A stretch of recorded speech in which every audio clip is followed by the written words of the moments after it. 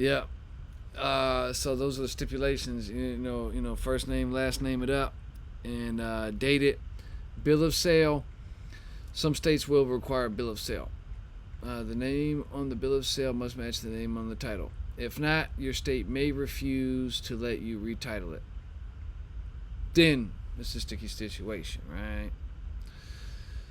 So, and get the bill of sale notarized too, right? So when we get this bill of sale, write it out, sign it, but we need to sign it in front of somewhere, like a UPS ship station, somewhere that will notarize. A bank, if your bank is notarizing, etc. Here's a cool tip to know too. This is definitely a pro tip to know and remember to check and see if your state has a rolling stock exemption. If so, you can end up paying no taxes on your newly purchased truck, right? That's what I've always done. I've done this twice already. This even applies to you if you were making payments and you finally get your title in the mail, right? Because even after the title and you go to retitle it, in some cases, if you're in a position to have to retitle it, you might be required to pay state tax.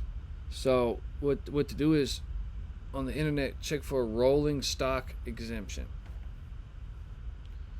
Search on the web, and if you call the DMV, they will probably be unaware of it, chances are.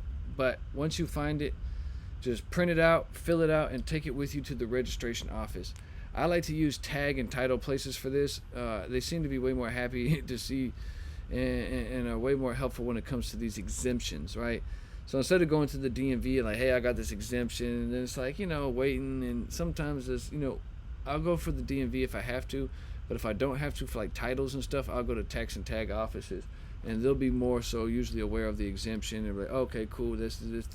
So now your total is just $91 for your new title instead of $3,000 or $6,000 or whatever. Pick your poison is what they tend to say when it comes to choosing a truck. I don't quite look at it this bleak, but each truck and motor I named does have its own little quirks and disadvantages to it. So just make sure that you're doing what you can to minimize those risks. Make sure that you're taking in an information gathered approach in a more conscious approach, right?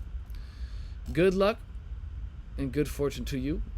You now have a big leg up on me for sure when I started. It won't be easy, of course, selecting your truck, but if you're doing it right, it will be very rewarding. Okay, got to keep studying, keep getting real life experience and information. Stay positive and optimistic. Ask the right questions. Know what you want, and increase your desire.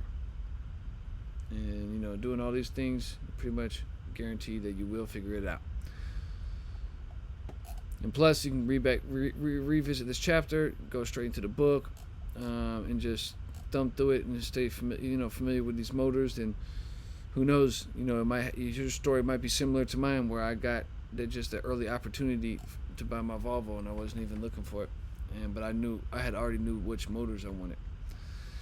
So next, we will discover the simple term cost per mile, also known as CPM.